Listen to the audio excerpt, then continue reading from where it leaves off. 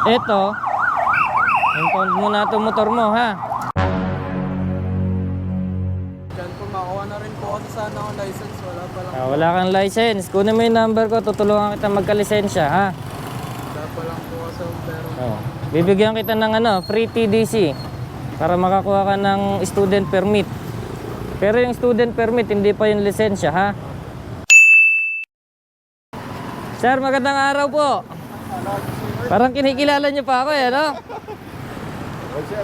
Pag may tumawag, lapitan natin. Ibig sabihin, nangangailangan nyo ng tulong, no? Hindi yung tao yung lalapit sa atin.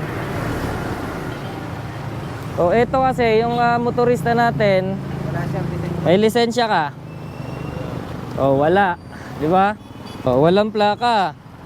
Walang rehistro. Sa palagay nyo, ano magandang gawin dito? Impound po yan, sir. Di ba? Pwede